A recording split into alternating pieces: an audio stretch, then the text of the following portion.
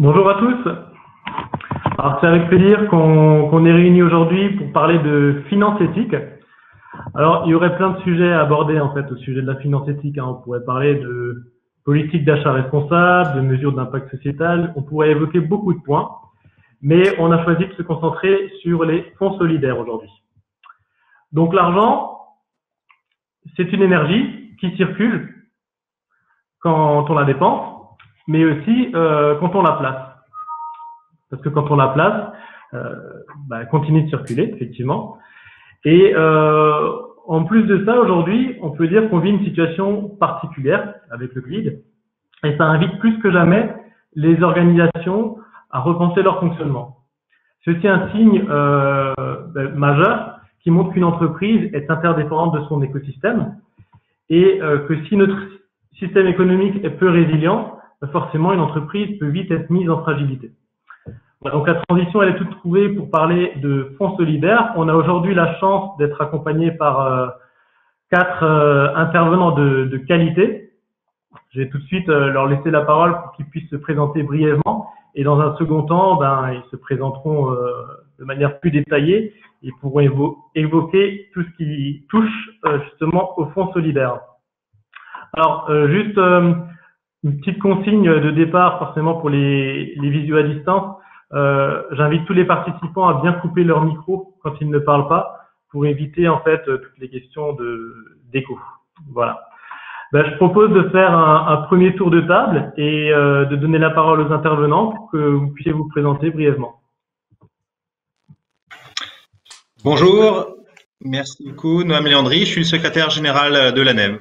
L'ADEME, c'est l'Agence de la transition écologique.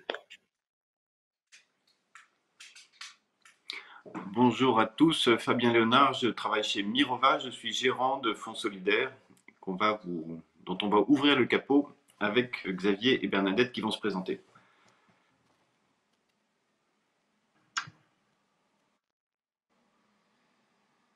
Ah, il n'y a pas de micro, Bernadette. Pardon, autant pour moi. Vous voyez, j'étais tellement bien disciplinée que j'avais oublié de remettre le micro en route.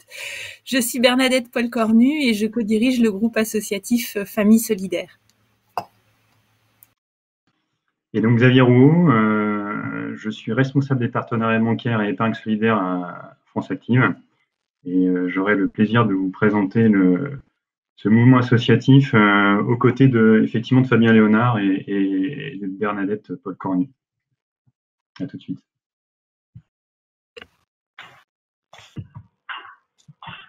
Très bien, merci à tous. Donc, alors, pour les participants, on vous invite à interagir en fait avec le chat, n'hésitez pas. Ça permettra aussi de pouvoir répondre à vos questions, même si, bon, on a un déroulé, on a un fil. N'hésitez pas à intervenir, il faut que ce soit quelque chose de vivant. C'est toujours moins vivant à distance, donc si on peut le rendre le plus vivant possible, ce sera toujours ça de prix. Voilà. Alors, ce qu'on vous propose de faire dans un premier temps, c'est un petit quiz d'introduction où je vais vous poser 3 questions et vous pourrez suivre le lien Klaxoon effectivement pour pouvoir répondre à ces questions. Ça permettra déjà d'avoir de prendre la température. Donc, au niveau de Klaxoon, je vous invite déjà à vous connecter. Vous pouvez déjà vous connecter donc dans votre barre de recherche, voilà, donc c'est indiqué sur la slide, vous pouvez taper Klaxoon et ensuite on vous demandera de rentrer un code d'accès. Donc vous l'avez en fait sur la slide et puis après vous pouvez rentrer votre pseudonyme.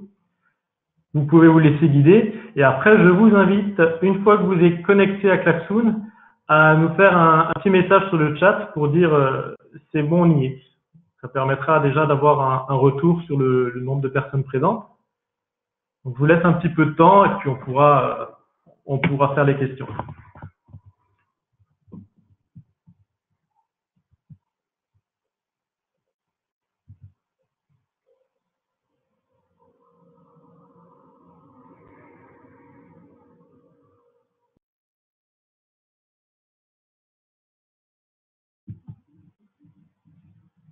Donc, n'hésitez pas à interagir. Voilà, si vous arrivez à vous connecter, si vous avez des difficultés, vous pouvez nous en informer. On va attendre 2 minutes.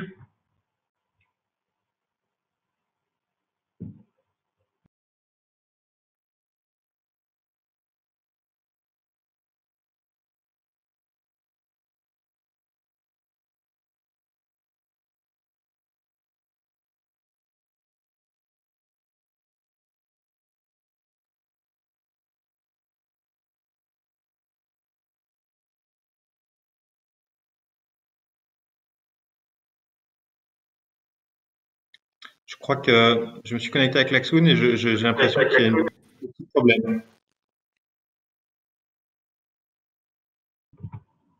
A priori, il n'y a pas de vote ouvert, donc on va juste voir en interne s'il y a un souci par rapport à Klaxoon.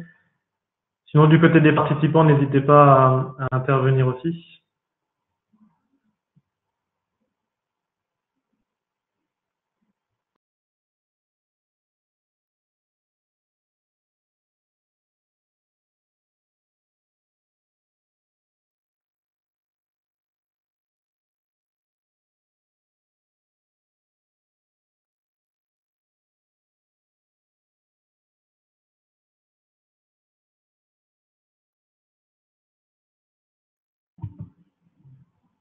Ok, donc a priori, on commence à avoir quelques retours. Ça a l'air de fonctionner. N'hésitez pas à poursuivre les retours, hein, comme ça permettra de... On va encore laisser passer un petit peu de temps.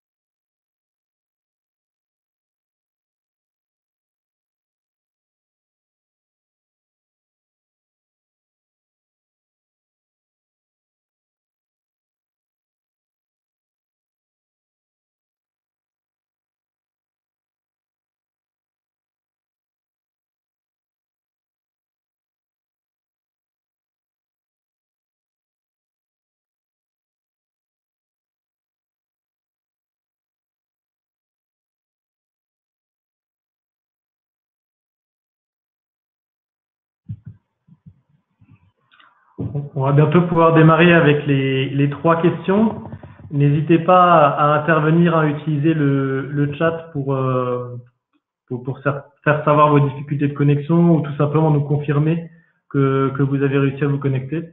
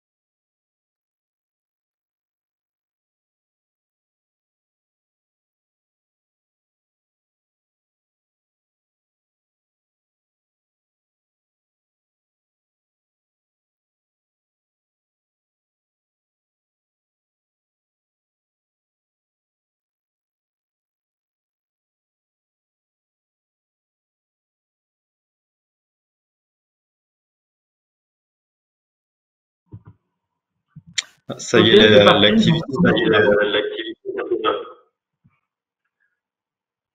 Voilà, donc la première question, vous la voyez, elle s'affiche sur le slide. Donc c'est quel est le montant des obligations vertes pour l'année 2019 qui ont été émises en France?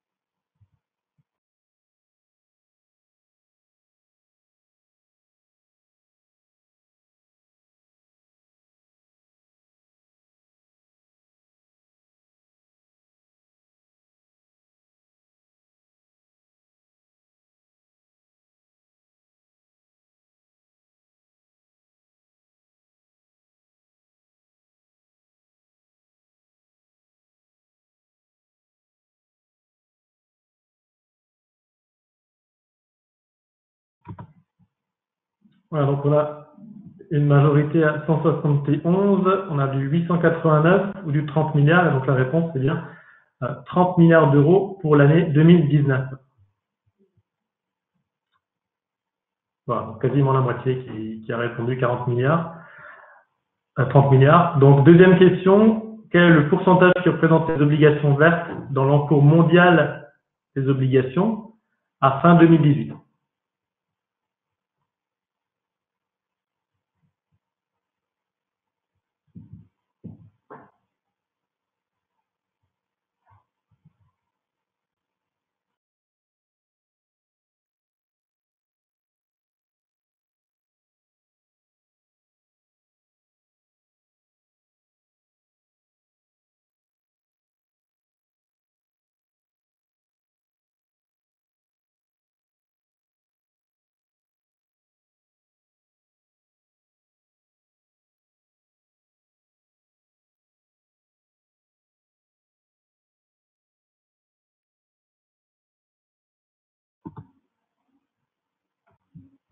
Voilà, donc la réponse est bien 0,4%, donc encore peu. Donc vous êtes assez nombreux à avoir trouvé la bonne réponse, donc 0,4%. Voilà, ça fait une bonne marge de manœuvre. Ok, donc la troisième question. Troisième question, donc elle est plus ouverte en fait, celle-ci, hein, donc n'hésitez pas à répondre. Quelle place vous accordez aujourd'hui aux impacts environnementaux et sociaux dans vos décisions de placement?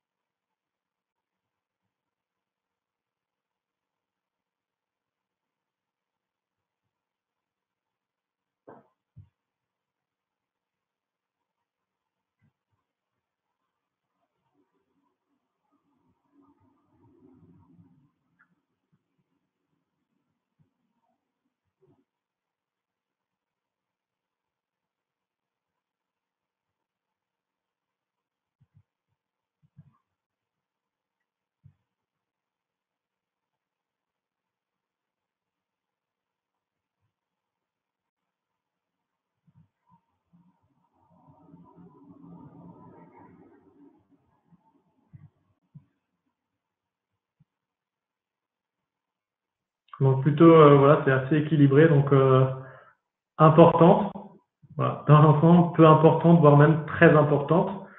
Ok, donc on sent que c'est un sujet qui intéresse un peu tout le monde.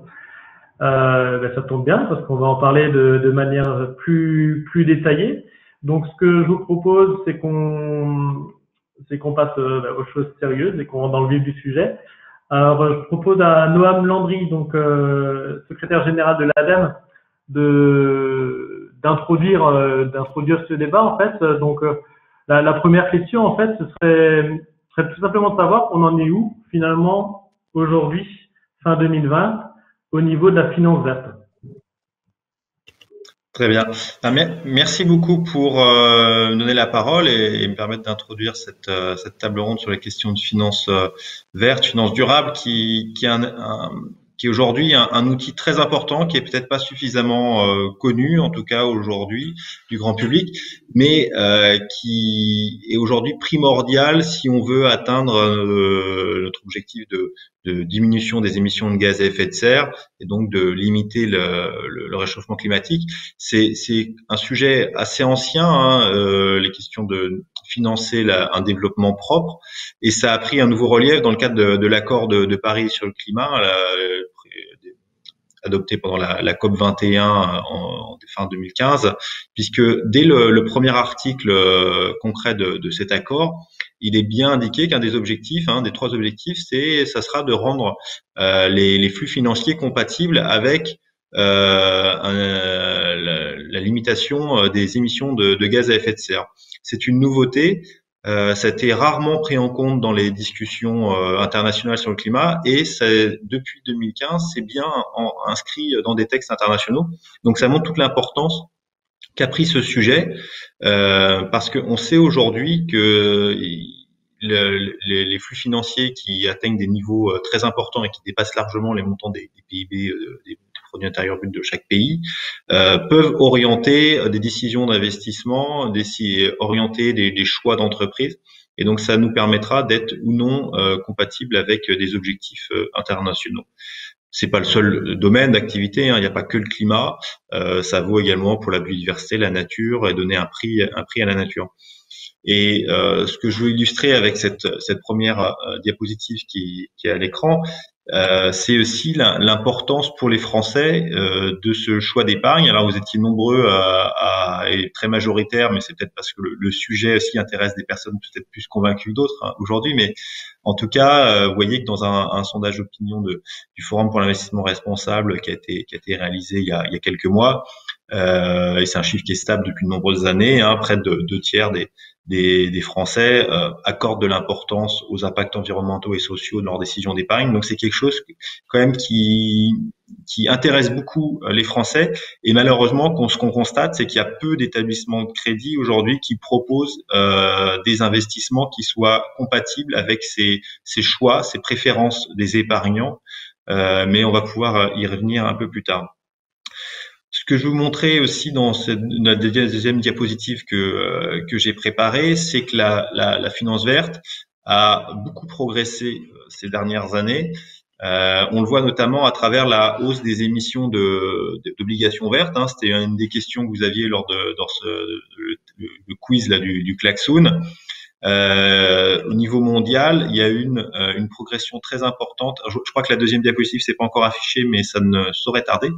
Il y a une hausse très importante du nombre d'obligations vertes émises depuis quelques années. Alors ça remonte le graphique à 2012 où on était quasiment 3 fois rien.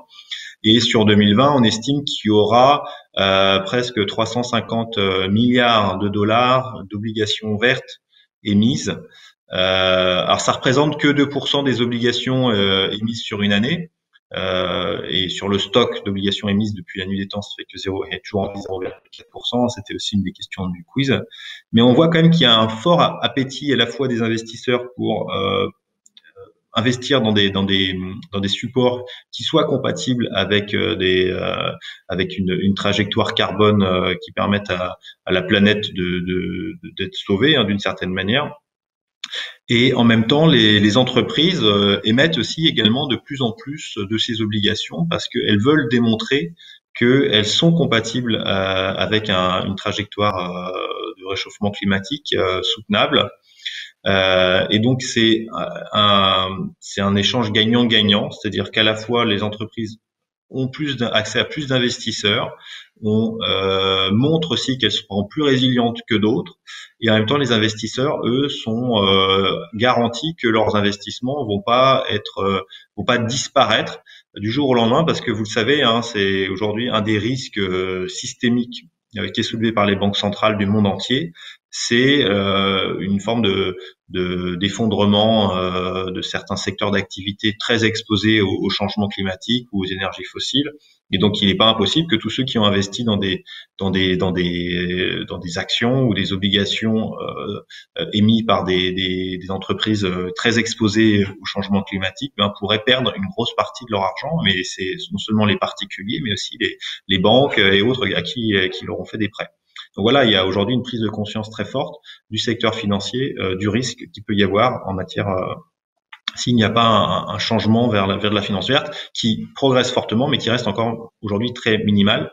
Ce que je voulais vous montrer aussi dans ce graphique, dans le second graphique, c'est le besoin d'augmenter encore davantage les financements verts, puisque on estime qu'il manque entre 30 et 60 milliards d'euros d'investissements supplémentaires chaque année pour pouvoir atteindre la neutralité carbone en 2050, ce qui est la trajectoire sur laquelle s'est engagée la France, qui permet d'éviter à son niveau le réchauffement climatique. Évidemment, ça ne sera pas la France toute seule avec ses petits bras, puisqu'elle représente que 1 ou 2% des émissions mondiales de gaz à effet de serre. Néanmoins, chacun doit prendre sa part du fardeau et la France le fait. Et pour y parvenir, il faut augmenter fortement les investissements dans les technologies, les secteurs favorables à la transition écologique. Alors, si je passe à ma dernière diapositive, la troisième, qu'est-ce que fait l'Agence de la transition écologique là-dedans? Eh bien, depuis 2 ans, nous avons lancé un projet qui s'appelle Finance Climact, qui permet d'agir justement directement auprès du secteur financier, des entreprises, des particuliers, pour encourager le verdissement des financements, le verdissement du secteur financier. Et pour cela, on s'est associé à de nombreux acteurs aujourd'hui sur le domaine, aussi bien l'autorité des marchés financiers, la Banque de France, mais également des industriels, des think tanks qui travaillent aussi auprès des ménages pour proposer des outils de choix de produits d'épargne verts. Et donc voilà, on a essayé de toucher un peu à tous les maillons de la chaîne sur ces sujets-là. Je vais prendre 3 exemples pour pas être trop long. Typiquement auprès des industriels, ce qu'on veut leur proposer, c'est des formations pour qu'ils comprennent qu'est-ce que c'est qu'un investissement qui serait vert, comment ils peuvent le financer à des conditions plus favorables. Donc ça, c'est le programme Invest qu'on fait avec le cabinet Greenflex. Un autre outil qu'on propose aussi aux industriels, c'est un outil qu'on appelle ACT, qui permet de mesurer l'alignement de la stratégie d'une entreprise avec la trajectoire 2 degrés ou 1,5 degré, puisque c'est ce qui permettra à l'humanité d'être sauvée. Et donc voilà, on leur propose cet outil qui est assez perfectionné, mais ou simplifié quand il s'agit de PME. Donc ça leur permet d'étudier si à 5 ans, à 10 ans, à 20 ans, ils sont bien alignés avec une trajectoire de réduction des gaz à effet de serre qui est compatible avec les engagements internationaux de la France. Qu'est-ce qu'on fait avec les épargnants? On est en train de proposer au niveau européen un label pour que les produits financiers soient considérés comme verts, que ce soit plus simple pour l'épargnant de savoir si le produit est vert ou pas. Aujourd'hui, vous avez une multitude de labels. Tout le monde n'y comprend plus grand-chose. Donc, plus il y a de labels en général, moins c'est transparent, moins on y comprend grand-chose. C'est y compris dans la grande distribution. Lorsque vous faites vos courses, quand il y a trop de labels, vous savez plus lequel choisir. Donc là, on voudrait qu'il y en ait un qui soit applicable partout en Europe, un peu comme le label bio. Là, ça serait pour des produits financiers. Et aussi, par exemple, faire des contrôles mystères, des clients mystères dans les banques, ce qui permet de s'assurer que les banquiers jouent bien le jeu et distribuent bien aussi les produits verts lorsque les particuliers le demandent. Aujourd'hui, ce qu'on constatait malheureusement, c'est que sur 100 tests un peu clients mystères qui ont été faits dans des banques, il y a très très peu de banquiers qui spontanément proposent des produits verts, et même quand des épargnants disent « je veux absolument un produit vert », c'est très rare qu'ils en proposent un, enfin qu'ils en aient un en stock. Donc il y a aussi un travail à faire du côté des banques pour qu'elles s'approprient ces produits et qu'elles puissent le proposer, puisque c'est pas que l'offre qui crée la demande, c'est aussi la demande qui crée l'offre, et donc il faut que tout ça s'enclenche dans un cercle vertueux. Et donc nous, l'Agence de la transition écologique, notre rôle, c'est de faire en sorte que ce cercle vertueux que j'évoquais puisse bien s'enclencher, et de faire en sorte que que tous les acteurs qui travaillent sur ces sujets-là puissent se parler entre eux. Et voilà, je pense que les exemples qui vont venir juste après permettront d'illustrer clairement comment est-ce qu'on peut avoir des remarches de cercle vertueux en la matière. Merci beaucoup. Merci à vous, c'était très clair. Et du coup, ça amène à la question sur comment on privilégie en fait cette finance solidaire.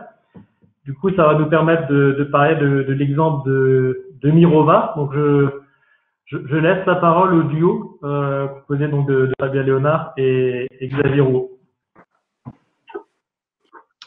Oui, merci. Merci à tous pour cette invitation. Je vais commencer quelques mots d'abord sur Mirova et pour faire un lien avec ce qu'a expliqué Noam juste avant. Donc Mirova, c'est une des sociétés de gestion du groupe BPCE, Banque Populaire Caisse d'Épargne. Elle a une particularité, c'est que tous les investissements de cette société sont orientés dans le respect des critères de développement durable de l'ONU. Donc on est vraiment la filiale d'investissement responsable pour tout le groupe. On va faire tous les types dont vient de parler Noam de produits financiers, des obligations vertes, on a des fonds là-dessus, des actions dont les trajectoires doivent être dans une trajectoire climatique en dessous de 2 degrés, et également du solidaire. Donc c'est tout l'intérêt de cette démarche qui est originale, c'est d'avoir mis des équipes qui sont totalement concentrées là-dessus. Notre travail repose sur une analyse avec une grosse équipe d'une dizaine de personnes d'analystes extra-financiers. Quand on parle de finance, il y a beaucoup d'analystes financiers, mais nous, la première valeur ajoutée, c'est les analystes extra-financiers qui travaillent sur secteur par secteur, entreprise par entreprise, pour bien comprendre les risques et les enjeux de ce qu'a expliqué Noam très très bien, c'est qu'on doit faire une transition. Si elle ne se fait pas, on va tous aller dans le mur. Donc, tous les investissements que font les gérants comme moi passent par ce filtre qui est extrêmement strict et qui est une référence sur le marché aujourd'hui en Europe. Ce qui est intéressant aussi, c'est que Mirova a été construit, en fait lancé il y a 7 ou 8 ans, mais on a construit notre offre sur des expertises très anciennes. Et le fonds dont on va parler aujourd'hui avec Xavier et que je gère est un fonds qui date de 1994. Donc c'était les balbutiements de cette approche, mais l'intérêt de ce fonds, qui est un fonds qu'on appelle 90-10, qui est hybride, il va mélanger à la fois des actions sur lesquelles ce que vient d'expliquer Noam est mis en œuvre, c'est-à-dire être dans une trajectoire la moins carbonée possible et la plus vertueuse possible, mais également mixer avec ça des financements solidaires. Donc on a pris cet exemple de fonds parce que c'est vraiment l'exemple de ce qu'il y a de plus large comme approche. On mélange 2 classes d'actifs très différentes qu'on essaie de rendre compatibles, et c'est tout l'intérêt de cette démarche. Alors, juste un petit mot, un dernier mot d'introduction. Ce qui a été dit sur les enjeux, chez Mirova, on voit ça aussi comme des opportunités. C'est-à-dire que pour nous, des entreprises qui ont bien compris qu'elles doivent orienter leur business model, leur stratégie, toutes leurs actions vers un monde plus durable, c'est celles qui vont gagner. Celles qui ne veulent pas entendre, celles qui font comme s'il n'y avait pas de souci, pour nous, elles vont dans le mur. Et évidemment, depuis de très longues années, on n'investit plus chez eux, on ne leur prête plus d'argent. Ça, c'est pour la partie côté du portefeuille.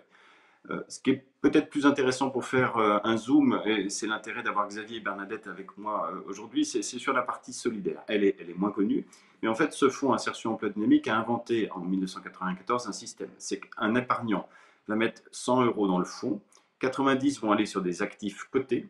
On y reviendra s'il y a des questions, mais je crois que vous avez bien compris un petit peu l'esprit. Il se trouve que sur ce fonds, en plus, les actions cotées dans lesquelles j'investis doivent créer de l'emploi en France pour avoir en plus un impact social en dehors de l'impact environnemental. Un impact social, c'est très important.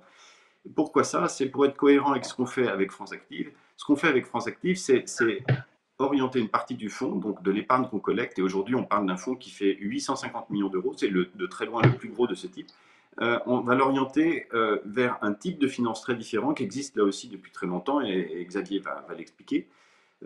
Pour financer des projets qui sont à échelle plus réduite, mais à impact social et environnemental nettement plus élevé que ce qu'on peut faire sur le côté. L'intérêt, c'est qu'on va irriguer avec l'épargne qu'on collecte tout un écosystème qu'on appelle l'économie sociale et solidaire, qui va porter beaucoup de projets qui sont mis en lumière encore plus dans des crises comme celle qu'on est en train de vivre.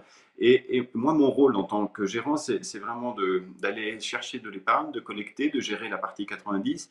Et ensuite, l'originalité de ce fonds, c'est un partenariat qu'on a noué il y a 25 ans et qui est toujours d'actualité avec France Active. C'est-à-dire que je vais me reposer sur toute la puissance du réseau France Active pour faire cette connexion avec ce monde, qui est un monde de terrain et sur lequel des sociétés de gestion, malgré tous les moyens qu'on a, on ne peut pas aller au même niveau que ce que fait Xavier. Donc, on va prendre l'exemple avec Famille Solidaire du lien entre nous avons les grands réseaux collecteurs, parce que nos clients dans ce fonds, ce sont les banques populaires et surtout les caisses d'épargne, avec un fonds qui s'appelle Mirova Emploi France, mais aussi des grandes institutions. On l'a dit, les grandes institutions sont à peu près 40% du fonds, 50% c'est les particuliers, puis le reste c'est de l'épargne salariale.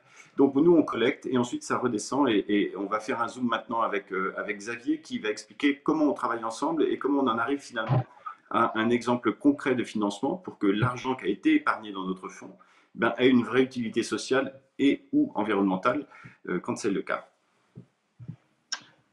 Alors merci Fabien. J'espère que tout le monde m'entend bien. En fait, c'est une vraie belle opportunité pour nous de faire la lumière un petit peu sur ce partenariat historique qui unit Mirova et France Active et permet, je dirais, un certain nombre d'entrepreneurs engagés de pouvoir créer leur activité, développer leur activité. Et sur la partie donc solidaire du fonds, Fabien vient de vous l'expliquer, il investit donc une partie de cette poche solidaire dans la société d'investissement de France Active, qui s'appelle France Active Investissement. Et donc cette société permet au réseau associatif France Active de collecter donc l'épargne solidaire et de l'investir dans des entreprises de l'économie sociale et solidaire et les entreprises socialement innovantes. L'objectif pour nous, c'est d'utiliser ces ressources pour financer les entreprises solidaires à des conditions favorables et permettre à chaque entrepreneur, et on va le voir au détour de notre discussion avec un exemple très, très concret et avec la prise de parole de Bernadette Paul Cornu, Famille Solidaire, qui pourra vous expliquer justement comment elle a cheminé jusqu'à France Active et comment elle a pu effectivement bénéficier de ces conseils, des sources de financement qui sont donc mis à disposition de ces entrepreneurs par France Active, par le réseau France Active, et de rappeler que le réseau associatif France Active, c'est le mouvement des entrepreneurs engagés, c'est je dirais, un réseau qui permet à chaque entrepreneur de s'investir dans un projet porteur d'impact positif. Et pour cela, en s'appuyant sur un réseau national, donc nous sommes un réseau national avec 40 associations territoriales qui conseillent, financent et accompagnent chaque année près de entreprises. Donc 650 salariés, 2500 bénévoles qui sont là pour accompagner, conseiller, financer ces entrepreneurs qui veulent s'investir sur leur territoire. Nous, notre action, c'est tout simplement, à travers ces ressources financières, c'est de pouvoir leur donner les moyens de réussir et de les voir créer leur activité, s'engager sur leur territoire, donner du sens à leur projet.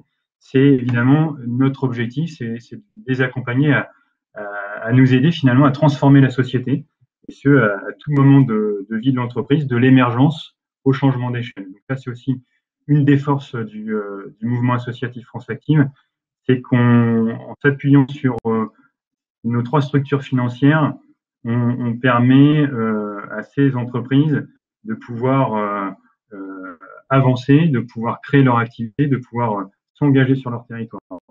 Et nous sommes évidemment, je dirais, un acteur de premier plan, puisqu'on est un des tout premiers financeurs de cette économie sociale et solidaire. Et l'objectif, on le voit nous au travers des chiffres qui traduisent un vrai engouement pour cette économie sociale et solidaire, mais également pour les produits de la finance solidaire. Quand on regarde les chiffres du baromètre Finansol 2019, on voit qu'on est sur un trend très dynamique, puisqu'il y a près de 16 milliards d'euros qui ont été collectés. Et ça, c'est une vraie. Au-delà des chiffres, on voit qu'il y a une vraie progression, une nette progression par rapport même à 2018, puisque c'est plus 24%. Et ce mouvement de fonds pour la souscription de produits d'épargne solidaire, comme le fonds Insertion Emploi Dynamique géré par Fabien Léonard ici présent, traduisent bien le discours d'une épargne qui a du sens. C'est-à-dire qu'aujourd'hui, on assiste à un changement sociétal.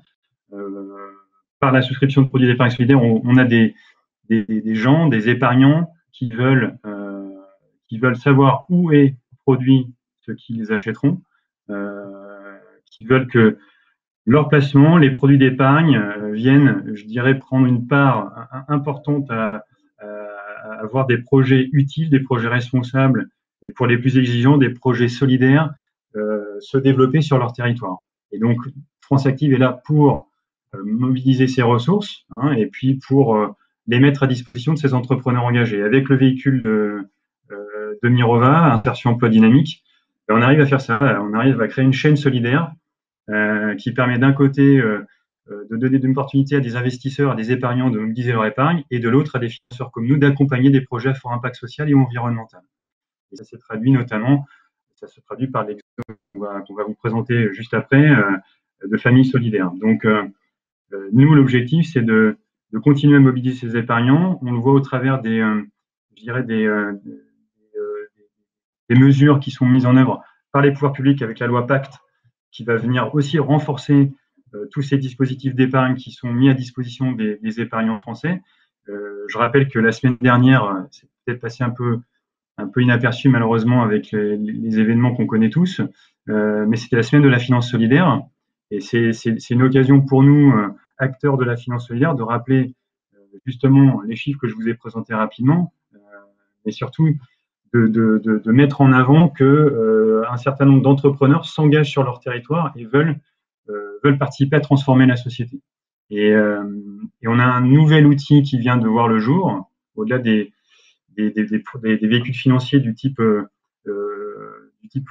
proposé, enfin ceux proposés par Mirova, avec le fonds insertion emploi dynamique notamment.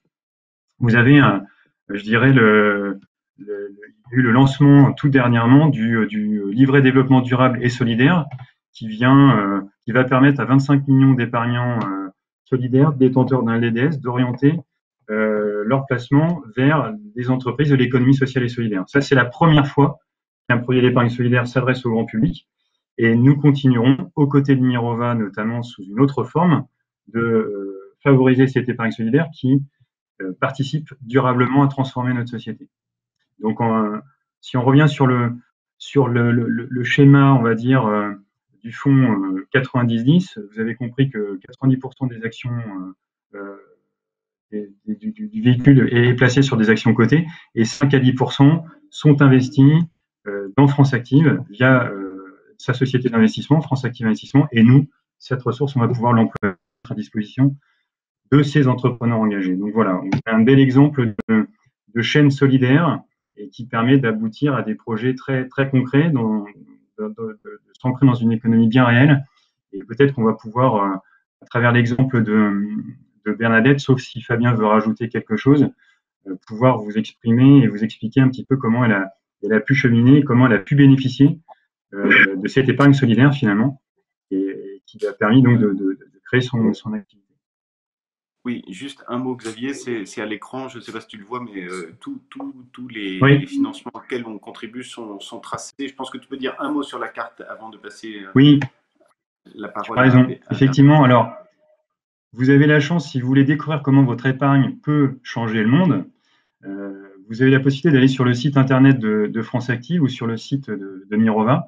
Vous avez une carte interactive qui permet de tracer précisément sur tout le territoire national, y compris ultramarin, puisque France Active intervient aussi dans les territoires ultramarins, de pouvoir tracer les investissements qui ont été réalisés sur les 5 dernières années. Donc là, vous avez sur la slide qu'on vous présente, vous avez la carte de France avec tous les financements qui ont été réalisés sur ces 5 dernières années. Vous voyez qu'on a mobilisé beaucoup d'argent, plus de 61 millions d'euros, si je ne dis pas de bêtises, parce que je ne vois pas bien la slide. Sur le Grand Est, la région où nous sommes aujourd'hui, finalement, même si nous sommes à distance, c'est plus de 20 millions d'euros qui ont été mobilisés. C'est plus de 738 projets qui ont été financés. Donc là, vous avez la possibilité de mesurer l'impact en termes de création d'emplois également, avec plus de 5000 emplois créés ou sauvegardés sur ces 5 dernières années. Donc de vraiment savoir où va votre argent, comment est investi votre argent, et surtout d'avoir cette proximité, je dirais, aussi territoriale, de savoir que son argent finalement va permettre à des entreprises, là, tout proche de chez soi, de pouvoir s'élever, de pouvoir croître, prospérer. C'est un vrai plus. Donc cette carte interactive, elle est mise à disposition www.franceactive.org, et je vous invite à aller tout en bas de la première page, où vous avez un onglet qui vous dit « Découvrez comment votre épargne peut changer le monde ». Et bien là, vous avez un bel exemple très concret des investissements, de l'énergie qui est mobilisée pour venir accompagner, conseiller, financer ces entrepreneurs au quotidien.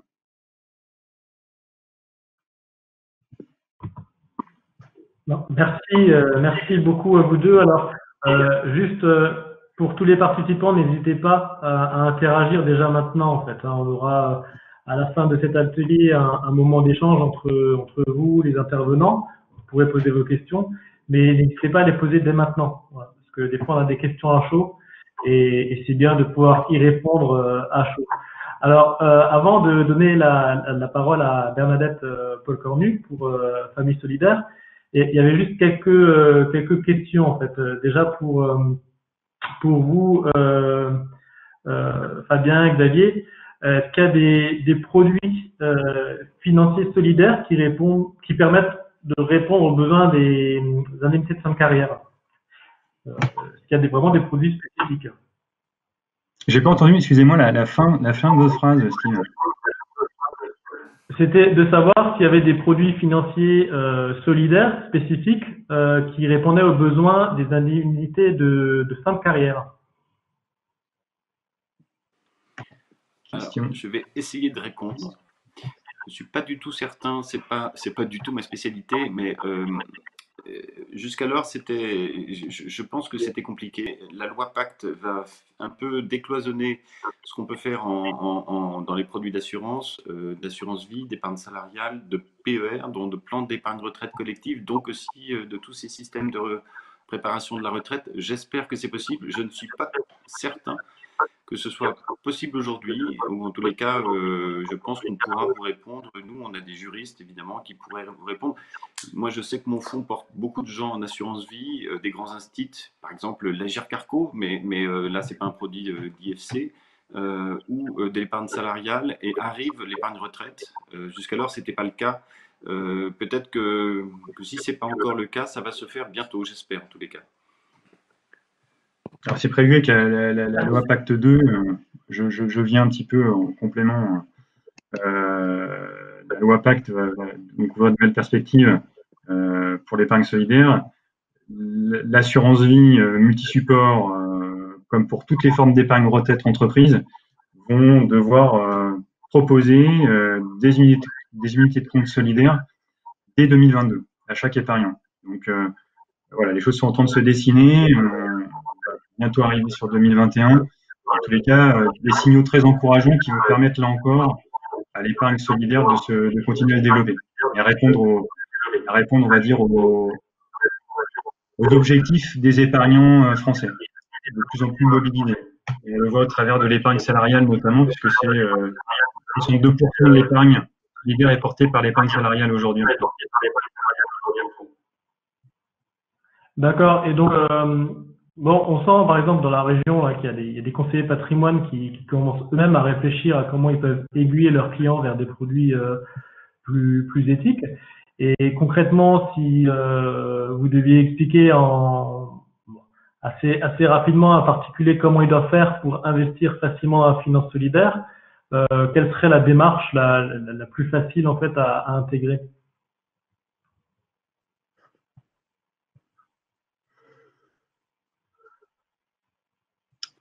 Je vais faire une réponse la moins commerciale possible. Peut-être que Noam pourra, parce qu'il est au-dessus de la mêlée, donc il pourra amener un échange. Juste une chose, et ça a été dit en préambule, c'est nous, on a des études, 60% au moins 60% des épargnants sont sensibles à ça.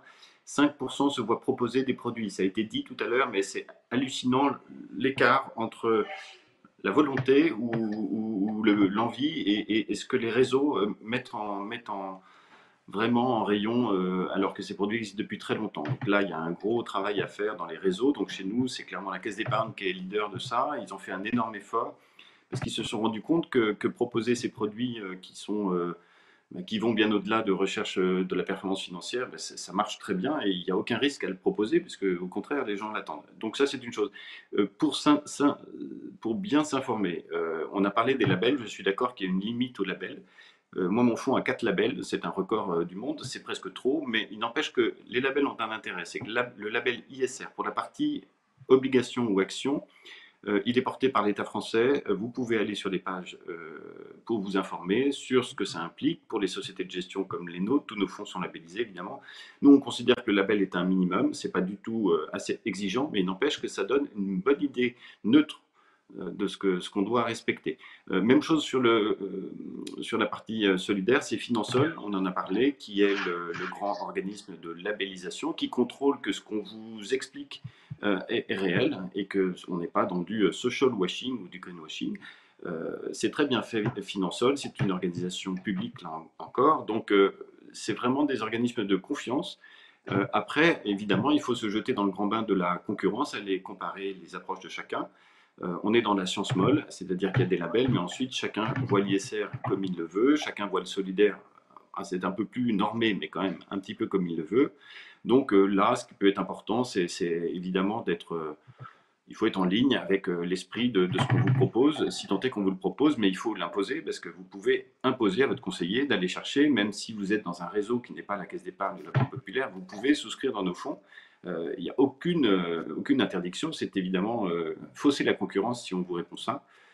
Et puis ensuite, essayer de s'approprier les outils. Nous faisons partie des fonds pionniers qui ont le plus d'antériorité et on est très content que tout le monde découvre, pour ceux qui découvrent en 2019 ou même en 2015, qui ont découvert qu'il y avait un problème sur le climat, on est très content que cette tendance monte. Après, c'est à chacun de vérifier qu'on n'est pas chez des opportunistes qui voient dans notamment la loi Pacte une opportunité de faire du business. Nous, on fait, certes, on n'est pas que des philanthropes, mais on y croit depuis très longtemps et on est en partenariat avec France Active depuis 25 ans et pas depuis que la loi Pacte est dans les tuyaux. Donc voilà, ça c'est pour ma vision. Peut-être que Noam peut expliquer aussi comment s'assurer que le vert est bien vert, si je puis dire. Oui, alors effectivement, il y a le label normalement qui est censé pouvoir le permettre. Il y a un label, il y a deux labels nationaux officiels de l'État français, le label ISR, investissement socialement responsable, et un label qui s'appelle Greenfin, qui permet de garantir que les produits soient verts. Mais qui reste encore un peu trop confidentiel, j'ai envie de dire. Au moins ce second label, c'est celui qu'on encourage. On va avoir une campagne de communication normalement dans la prochaine année. Là. Alors, ça a pris un peu de retard évidemment pour les raisons que vous connaissez, mais il y a bien l'intention en tout cas des pouvoirs publics de mener une campagne d'information et de communication sur ces labels pour encourager aussi leur utilisation. Moi, j'ai envie de dire sur le fait que certaines banques ne le proposent pas. Et moi-même, j'ai pu le tester en tant qu'épargnant individuel, que lorsqu'on cherche un produit financier vert, on n'a que ceux dans le catalogue qui va bien à la banque qui vous le propose, parce que c'est là où ils ont le plus d'incitation financière, on va dire. Il faut effectivement pas hésiter à aller chercher des produits qui sont hors du catalogue classique. Et donc on dit effectivement sur une assurance vie, sur un PEA, vous pouvez très bien demander à investir dans des fonds qui ne sont pas référencés par la banque en question, parce que tout c'est ouvert. N'importe quelle assurance vie, n'importe quel PEA peut acquérir des parts dans des fonds qui sont hors du catalogue classique de la banque. Et sinon, j'ai envie de vous dire, changez de banque, parce qu'il y en a beaucoup aujourd'hui qui se bougent là-dessus, et il y a aussi des nouvelles banques qui se créent et qui se veulent résolument vertes. Donc aujourd'hui, effectivement, c'est aussi au consommateur de pousser son banquier à se verdir parce que ça se fait pas spontanément. Et c'est pareil pour les entreprises. Je veux dire, à l'ADEME, on accompagne des entreprises depuis des décennies et c'est pas évident, c'est pas spontané. Il faut de l'accompagnement et ça prend du temps. C'est normal. On change un peu de paradigme économique et donc ça va forcément prendre un petit peu de temps. Mais voilà, je pense que c'est à chacun aussi par ces petits mouvements. Un peu, c'est le colibri. Vous connaissez cette image du colibri. Il faut que chacun à son niveau fasse un peu bouger les choses. Il y a un dernier label, si je puis me permettre, Steve. Je rebondis et je remercie même d'avoir fait la lumière sur les labels green et à Fabien également sur les labels ISR. Il y a un label qu'il a finalement oublié de mentionner, Fabien, mais il s'était induit dans son explication. C'est le label Finansol qui permet de distinguer les produits d'épargne solidaire des autres produits d'épargne auprès du grand public. C'est un label qui a été lancé en 1997 et qui donne une garantie de transparence, d'éthique et de solidarité aux produits d'épargne qui le distinguent. Donc c'est vraiment le label de référence qui est attribué par un comité d'experts indépendants issu pour le faire de la société civile. Et c'est vraiment, nous sommes labellisés, France Active Investissement. Les actions de France Active Investissement sont labellisées. Le fonds de Fabien est labellisé Finansol également. Donc c'est aussi un moyen de pouvoir facilement comme ça se repérer. Et en tant que profane, pour des épargnants qui n'ont pas l'habitude de côtoyer les produits d'épargne solidaire, de pouvoir aussi s'assurer de ce côté transparent, éthique et solidaire. Voilà. et ça va peut-être nous permettre d'aller maintenant vers le concret avec Bernadette. Voilà, parfait, merci pour vos précisions, donc c'est apprécié, c'est un peu plus clair effectivement, parce qu'on entend parler de label, mais là c'est bien clarifié. Donc effectivement, on a la chance d'avoir avec nous Bernadette Paul-Cornu de Famille Solidaire, donc qui est vraiment un exemple de projet qui a pu bénéficier du fonds. Donc Bernadette, ce que je vous propose en fait, c'est de présenter Famille Solidaire et aussi d'expliquer quel était votre cheminement, comment vous avez aussi rencontré France Active, comment vous avez co-construit, enfin voilà, étape par étape, ce qui s'est passé. Bien, merci de me donner la parole pour vous présenter en 5 minutes cette aventure de Famille Solidaire qui effectivement a commencé il y a 8 ans. En fait, c'est la rencontre de 7 familles qui sont des aidants familiaux. Là, on va pas parler d'environnement spécifiquement, mais on va parler de personnes qui sont fragilisées par l'âge, le handicap et la maladie. Et donc, ces 7 familles accompagnent au quotidien des personnes qui ont des lésions cérébrales, un AVC, un traumatisme crânien, et qui ont besoin, ces personnes-là, d'être accompagnées dans leur quotidien. Donc, ces familles sont en difficulté parce qu'elles ne trouvent pas forcément de solution idéale pour que leurs proches puissent vivre en milieu ordinaire, comme on dit, c'est-à-dire avec et comme tout le monde, dans un vrai domicile où elles se sentent vraiment chez elles et qui ne soit pas un hébergement en institution et qui ne soit pas non plus le logement des parents. Donc ces familles ont décidé de réunir une partie de leur économie, c'est-à-dire 180 000 € au total, pour créer une foncière solidaire, agréée ESUS et labellisée Finansol. Et cette foncière, elle fait l'acquisition donc d'un grand appartement dans lequel 5 personnes fragilisées vont pouvoir s'installer. Et c'est comme ça qu'est née Famille Solidaire. Voilà, l'appartement se trouve dans un joli bâtiment strasbourgeois dénommé Cahut, dans l'écoquartier de Cronenbourg, où tous les habitants se connaissent et se rencontrent régulièrement. Les locataires ont leur chambre individuelle qui est aménagée avec leur propre mobilier, leurs affaires. Ils partagent des espaces communs, mais ils vivent avec les autres et chez eux. Et ils profitent tous ensemble d'une cuisine ouverte, par exemple, sur un grand salon. Évidemment, ils mettent en commun leurs ressources. C'est très important pour pouvoir partager du coup les frais de location, les charges, l'alimentation, et aussi l'intervention de professionnels d'aide à domicile qui vont les accompagner quotidiennement pour les soutenir. Voilà le principe. On peut passer à la page suivante et montrer que finalement, je dirais, fort de cette première expérience de Famille Solidaire il y a 8 ans, on a voulu aller plus loin en continuant à construire d'autres logements, des habitats inclusifs, c'est le terme qui est employé notamment dans le cadre de la loi Elan. Mais on parle aussi aujourd'hui d'habitats accompagnés, partagés et insérés dans la cité. C'est notamment figurant dans le dernier rapport Pifto-Wolfram, qui est très actuel en ce moment.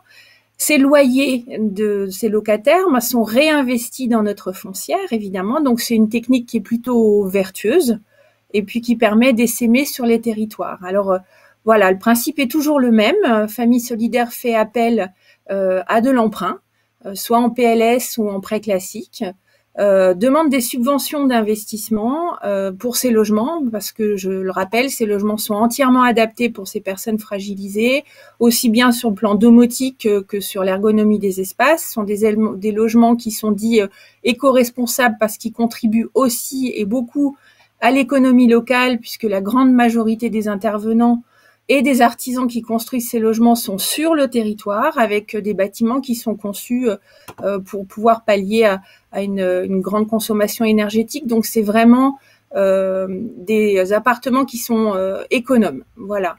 Et puis, en plus de l'emprunt et des subventions dont je viens de parler, on a surtout besoin de fonds propres.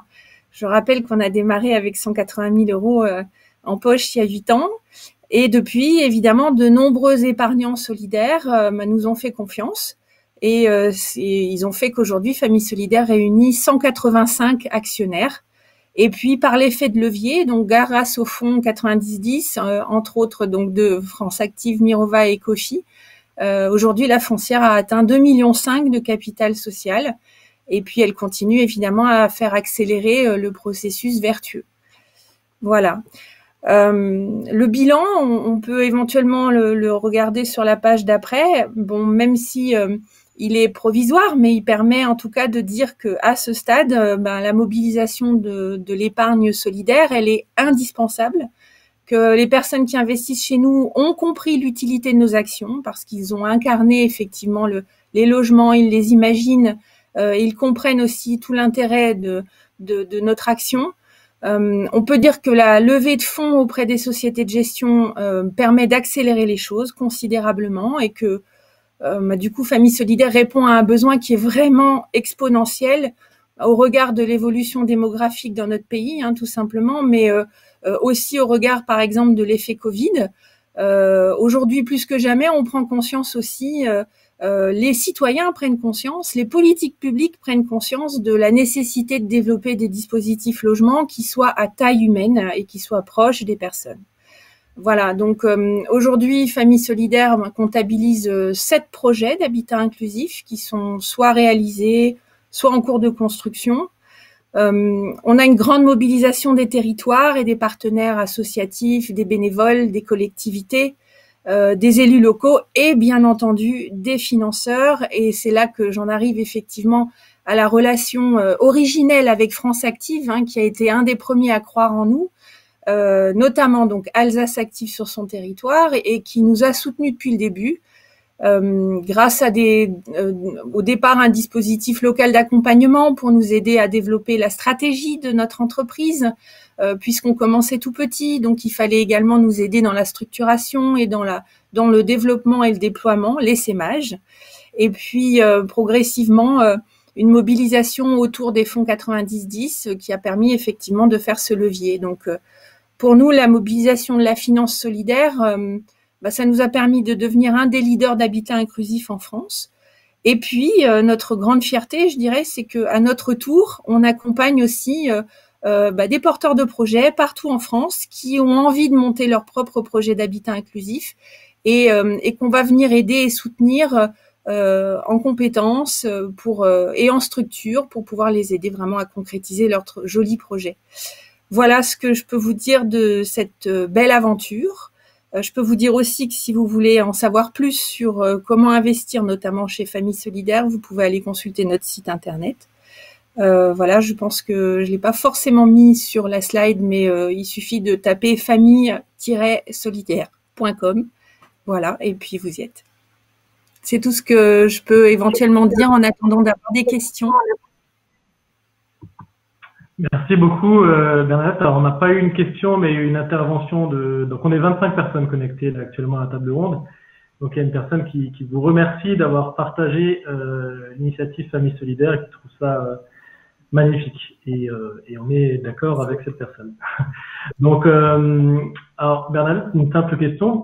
Comment vous avez vécu de l'intérieur, en fait, ce cheminement par rapport à l'épargne solidaire? C'est-à-dire, vous parlez de votre capital initial, qui était plus faible, qui a grandi au fur et à mesure. Quelles étaient les étapes que vous avez traversées depuis le départ et qui ont abouti, en fait, à ce nouveau capital? Les étapes, effectivement, étaient déjà... concrètement, elles étaient constructives, c'est-à-dire que quand on a la tête dans le guidon et quand on co-dirige un groupe associatif avec le fondateur Jean Ruche, qui a aussi de l'expérience depuis fort longtemps sur la constitution d'un habitat inclusif, on est avant tout la tête dans le guidon. Donc on se concentre sur l'élément constructif et également sur l'ingénierie sociale, c'est-à-dire comment est-ce qu'on va bien accompagner les personnes pour qu'elles puissent vraiment se sentir chez elles et vivre dans leur quotidien. Ça, c'était notre première mission. Ensuite, évidemment, on se dit que déjà la construction immobilière ou l'acquisition d'un bien à rénover, c'est effectivement un chemin qui est relativement long.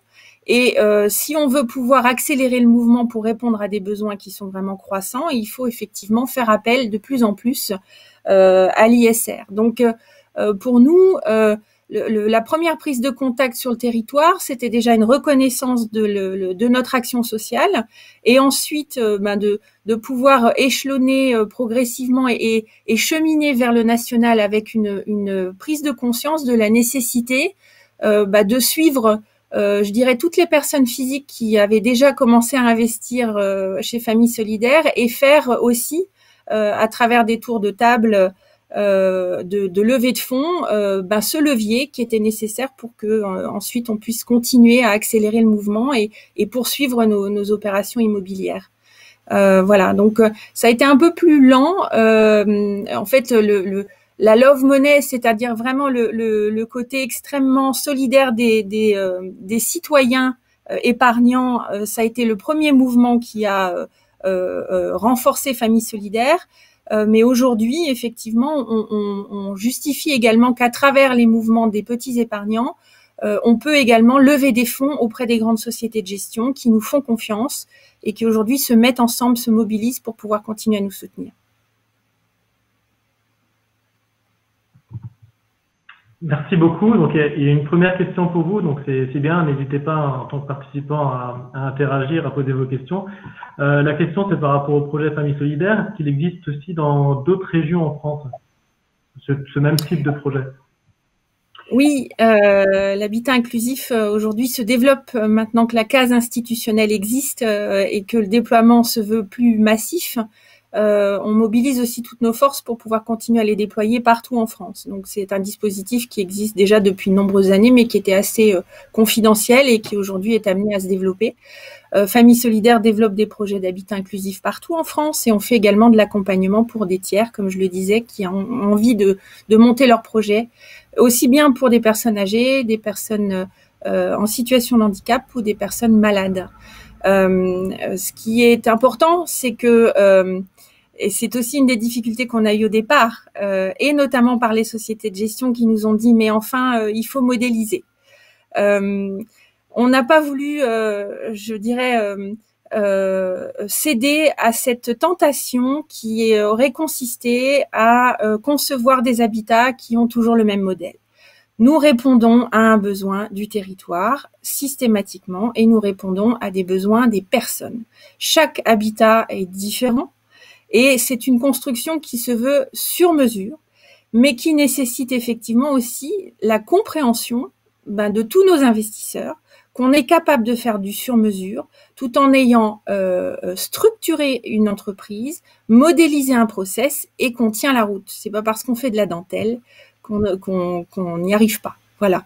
Et que la tentation de faire systématiquement les mêmes habitats pour pouvoir se développer plus massivement et plus rapidement, nous, on a pris le parti de ne pas le faire pour pouvoir continuer à répondre à des besoins réels du territoire.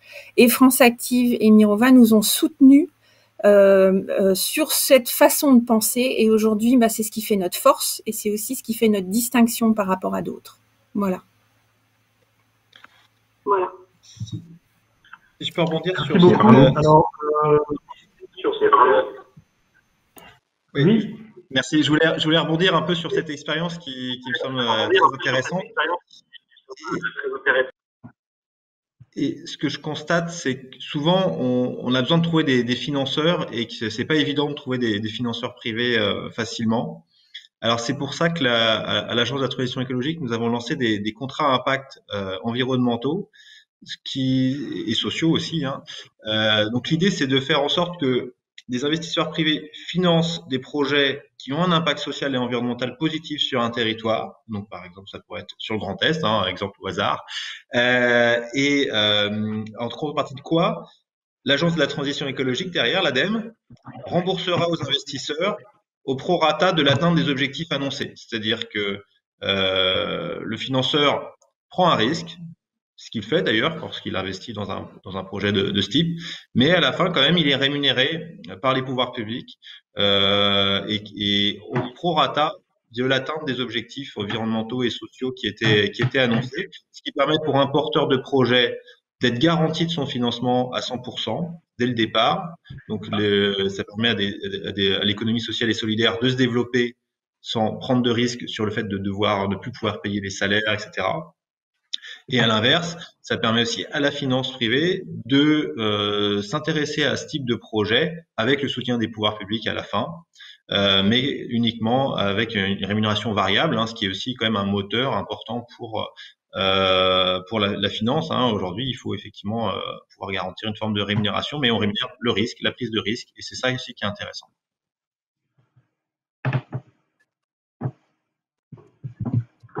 Merci, Mme Léandri.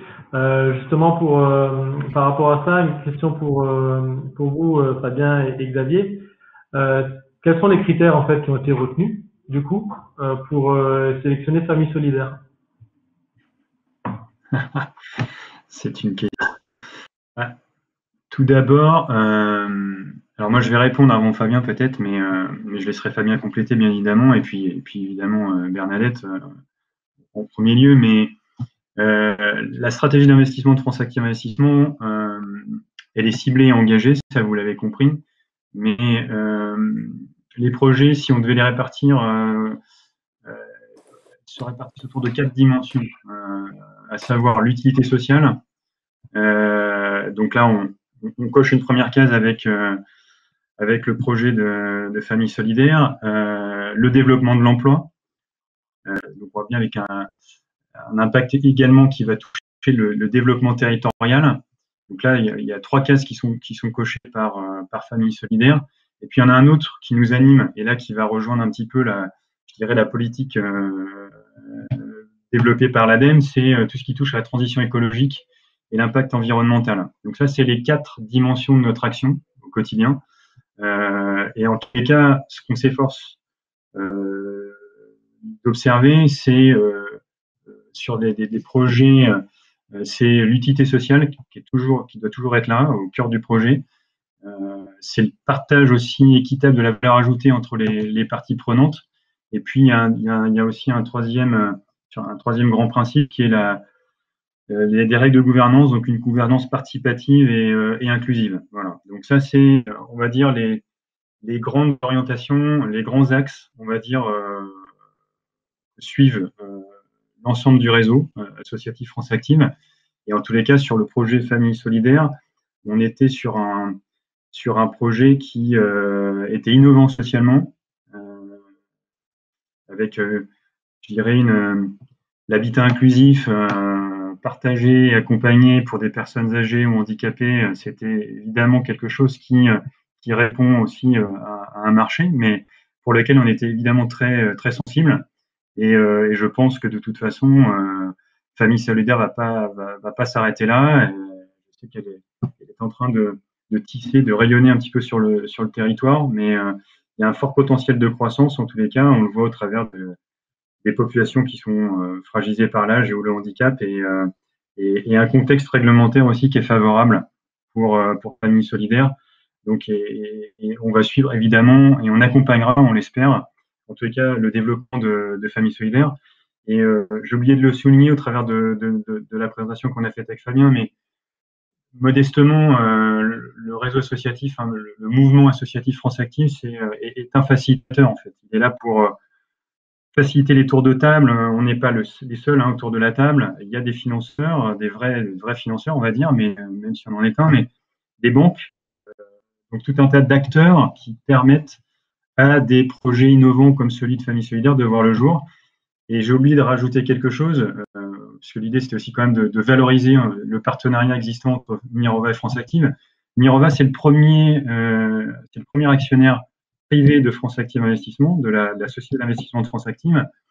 Et l'année dernière, c'est plus de 18 millions d'euros qui ont été consacrés, qui ont été investis pour permettre à France Active d'accompagner tous ces entrepreneurs sur le territoire. Voilà, donc ça, je voulais le souligner.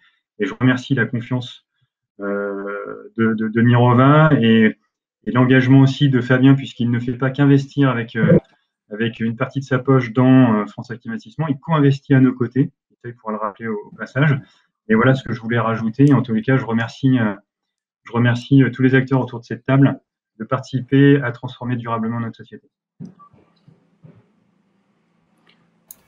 Si je peux rajouter, merci Xavier, juste un élément, quelques éléments vus de ma fenêtre. Donc nous, Pour rappel, l'argent que nous gérons, c'est énormément d'argent, mais elle n'appartient pas à Mirova, évidemment. Donc on a des comptes à rendre.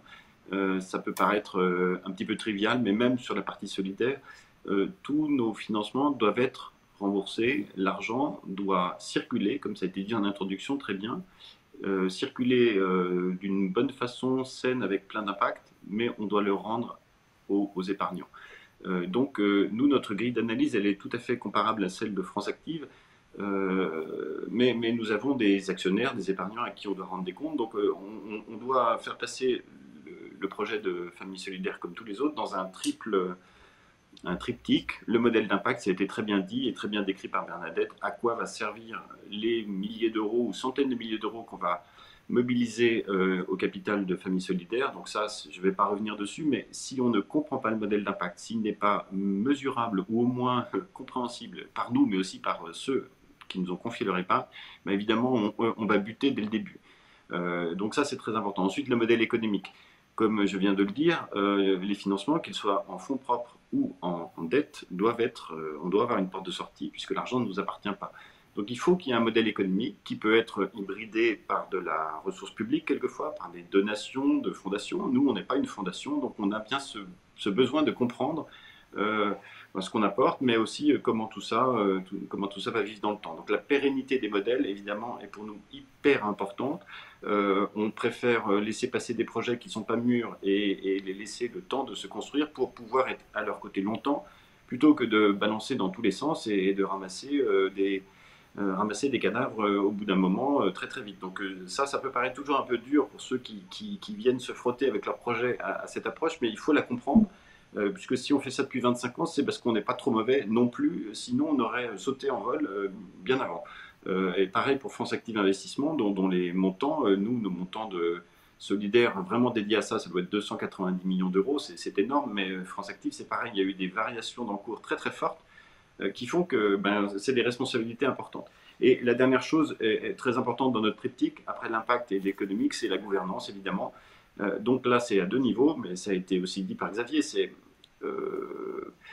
dans la gouvernance, c'est à la fois la qualité des gens, la qualité des personnes, et dans le cas de famille solidaire, c'est tout cet accompagnement, d'abord par France Active, puis le contact avec Mirova, et ça a été incarné chez nous par Emmanuel Gauthier, qui gère le fonds Mirova Solidaire, et qui a suivi toutes les étapes de mise en place d'un financement de cette taille, évidemment. Donc là, on est dans l'échange, c'est compliqué par les temps de pandémie, mais ça, c'est une dimension qui n'est pas mesurable, qui est compliquée, mais qui est très très importante.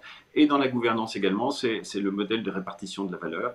On veut que tout le monde puisse vivre correctement de ce qu'il fait, mais on va aussi être très très exigeant, notamment dans des modèles associatifs, sur la façon dont les ressources qu'on va allouer à des projets, si c'est juste pour payer des voitures de fonction ou des iPhone 12, ça ne marche pas chez nous. Évidemment, on est hyper exigeant là-dessus. Il faut qu'une grande majorité des financements aillent dans le développement d'un impact. C'est tout l'objet de notre travail. Donc voilà. Et dans le cadre de famille solidaire, ça a été dit, c'est innovant et on est là au premier tour.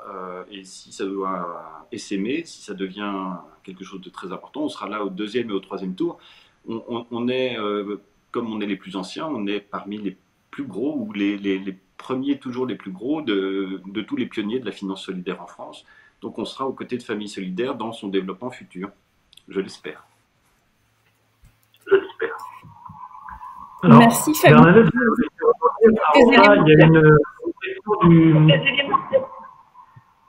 il y a une question du public et j'aimerais bien aussi votre avis là-dessus, Bernadette. C'est est-ce que vous parlez de rendement pour les investisseurs? Alors, souvent, on a tendance des fois à confronter l'impact sociétal et le rendement économique ou financier, alors qu'en fait, on voit que les structures à fort impact sociétal sont celles qui dégagent des fois le plus de performance et qui sont aussi les plus résilientes par rapport au système économique que l'on connaît. Donc, Bernadette, quel est votre avis là-dessus, en fait, pour faire le lien avec le rendement financier et peut-être Noam ou Xavier ou Fabien de s'y donner votre opinion par rapport à ça? Merci. Je me permettrai juste avant de répondre sur cette question de pouvoir juste compléter ce qu'ont dit Xavier et Fabien. sur notamment la forme de soutien et ce qui nous, quelque part aussi, nous a motivés à pouvoir être vraiment dans cette notion de partenariat avec France Active et Mirova. France Active parlait de l'aide au développement du réseau sur les territoires. Effectivement, ça a été fondamental parce que le réseau de France Active sur les territoires nous a beaucoup soutenus et continue à nous soutenir également.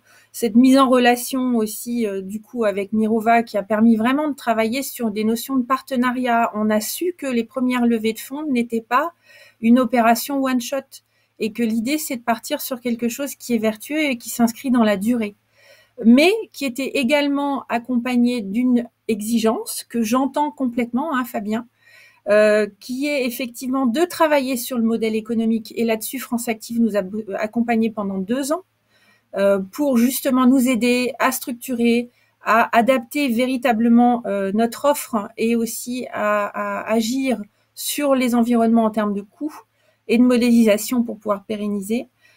Et également d'intervenir en termes d'organisation stratégique du groupe associatif dans la gouvernance. Et aujourd'hui, France Active est au conseil de surveillance de Familles Solidaires. Et donc, effectivement, il y a une relation de partenariat, il y a une relation de confiance. Il y a aussi effectivement besoin d'inscrire dans la durée avec à chaque fois la preuve du concept. Donc, c'est pas parce qu'on a réussi 1 fois ou 2 fois qu'on réussit en permanence. Donc, nous, on doit aussi faire l'effort de prouver qu'on est à la hauteur systématiquement et qu'on progresse et qu'on tient compte aussi des préconisations bienveillantes, mais tout à la fois quand même nécessaires de nos sociétés de gestion qui nous soutiennent. Donc en termes de rendement, il est évident que dans une foncière solidaire, le rendement n'est pas aussi rapidement visible, je dirais, même s'il existe un impact économique et un impact sociétal qui est considérable, mais il n'est pas aussi visible que dans des entreprises de l'ESS qui ont une vocation, on va dire, environnementale ou même numérique. Il est évident aussi que certaines sociétés de gestion ne nous ont pas accompagnés parce que les exigences en termes de rendement nous mettaient dans une situation où on aurait eu des difficultés à pouvoir faire face par la suite. Donc il y a aussi une prise de conscience que c'est un pari dans la durée, que l'investissement immobilier toutefois reste quand même quelque chose de très safe, hein, plutôt très on va dire zut, j'arrive même plus à trouver le mot en français, en tout cas sécure, voilà, c'est anglais aussi mais c'est pas grave, mais que effectivement la question pour nous du rendement est effectivement aussi une exigence sur laquelle de notre côté on ne transige pas non plus. Nous faisons des locations pour des personnes qui ont des revenus qui sont relativement faibles. Un certain nombre de nos projets immobiliers sont souscrits en PLS, donc ça veut dire avec des niveaux de ressources qui sont même plafonnés. Donc notre enjeu à nous, il est plutôt lié à la liquidité des fonds, parce qu'on est conscient aussi, comme le disait Fabien, qu'il faut que cette liquidité et cette poche de trésorerie, elle tourne, puisque c'est l'argent des actionnaires et des épargnants. Mais que cette connaissance et cette nécessité de pouvoir travailler sur cette liquidité de fonds, effectivement, c'est un enjeu, même si pour le moment, on n'est pas trop concerné par la restitution des capitaux et qu'on est plutôt en train de continuer à lever des fonds. Voilà. J'espère avoir pu à peu près répondre à vos questions. Parfait, merci. Il nous reste 5 minutes avant de se dire au revoir. Donc, juste pour rappel, à partir de jeudi, vous pourrez rebénéficier des replays de table ronde, en fait. Hein. Donc, voilà, c'est toujours bon à savoir. Donc, il nous reste 5 minutes. Alors, une question pour vous, Noam Landry. Comment on fait pour motiver les entreprises à changer leur comportement et aller vers des démarches plus vertes, plus sociales? Quel est votre avis là-dessus aujourd'hui? Alors ça, c'est toujours le grand débat. Vous verrez peut-être en ce moment sur les réseaux sociaux, les médias, différents médias, on a une campagne de communication sur un des fonds gérés par l'ADEME qui vise à encourager à verdir les énergies dans les entreprises, qu'on appelle le fonds chaleur, parce que c'est essentiellement aussi la récupération de chaleur qui est perdue parfois et qui permet de produire de l'énergie. Hein, la chaleur, c'est de l'énergie. Et donc, en fait, il y a trois points. D'une part, verdir son activité, c'est rentable. C'est trop souvent méconnu, mais ça fait gagner de l'argent, de faire de la transition écologique. Alors, parfois, c'est encore pas très compétitif. Typiquement, passer sur des énergies renouvelables, parfois, c'est plus cher que de continuer avec du gaz ou des hydrocarbures. Alors, c'est pour ça que l'Agence de la transition écologique apporte des aides qui permettent justement de faire en sorte que les énergies renouvelables seront plus intéressantes. Mais en tout cas, à terme, ce qui est certain, c'est que le coût de l'énergie va continuer à s'accroître, hein, avec le fait que les énergies non renouvelables vont devenir de plus en plus rares, et donc de plus en plus chères. Et donc, aujourd'hui, on aide, et un jour, on n'aidera plus. Donc, il faut aussi en profiter aujourd'hui. D'autre part, c'est un facteur d'opportunité économique, hein, des nouveaux secteurs d'activité qui peuvent se créer. On voit par exemple dans le marché de l'hydrogène vert aujourd'hui, le gouvernement pousse fortement et l'ADEME apporte des fonds très importants qui se comptent en centaines de millions d'euros pour développer une nouvelle filière d'hydrogène vert en France qui peut être la nouvelle filière de pointe de la France en matière industrielle qu'il n'y aura pas peut-être partout ailleurs dans le monde. On peut être aussi en France les pionniers sur une nouvelle énergie, une nouvelle industrie qui est en plein essor. Donc c'est des opportunités.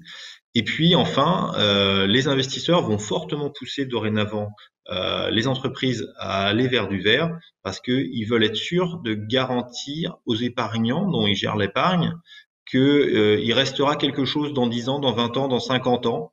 Parce que si vous investissez tout dans les hydrocarbures, peut-être que ça vaudra plus rien dans 50 ans. Et donc, il y a aussi des incitations aujourd'hui fournies par le secteur financier, et je m'en réjouis, pour que les entreprises se verdissent. Et typiquement, là, j'ai vu dans la file de discussion, il y avait une question sur notre outil ACT, hein, qui permet de mesurer l'alignement de degrés des entreprises. C'est justement un moyen pour les financeurs, les investisseurs de challenger, de mettre en question les stratégies des entreprises de façon à s'assurer qu'elles soient bien compatibles avec une trajectoire de degrés. Et ça, c'est des outils qu'on fournit quasi gratuitement. Je veux dire, là, tout est open source. Après, il faut souvent se faire accompagner parce que c'est pas par des consultants, c'est pas immédiat. Mais en tout cas, ça permet de rapidement comprendre et appréhender si l'entreprise dans laquelle on investit sera toujours là dans 5 ans, dans 10 ans, dans 20 ans.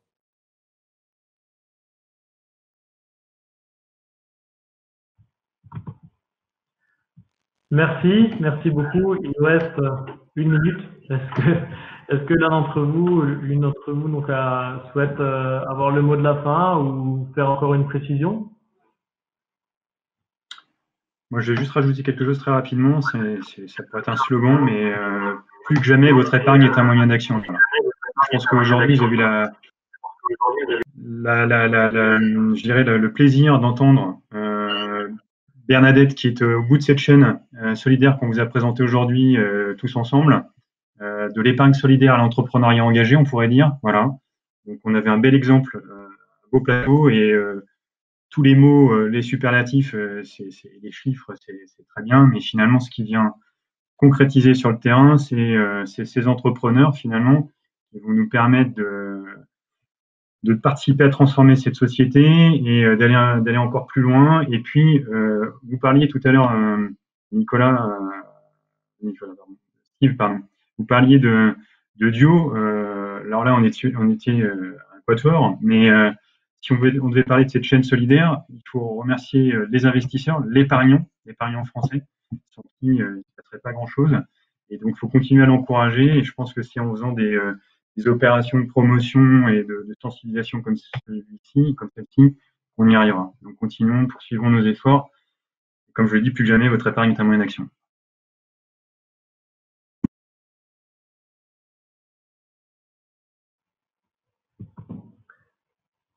Ok, merci. Donc on l'a compris, l'épargne solidaire, c'est vraiment un moyen de coloriser le monde que l'on souhaite voir demain. Merci à tous les quatre pour votre participation, pour votre pédagogie, pour toutes vos précisions. Merci à Initiative Durable pour l'organisation de ce séminaire à distance. On n'a même pas eu de couac technique, c'est assez rare pour le souligner de manière générale. Voilà, merci aux participants aussi d'être restés pendant quasiment 1h30. Et bonne continuation à tous. On va couper les micros et se quitter pour aujourd'hui. Encore merci. Merci, au revoir. Merci. À très bientôt sur Radio de la Finance. Merci, au revoir. Au revoir.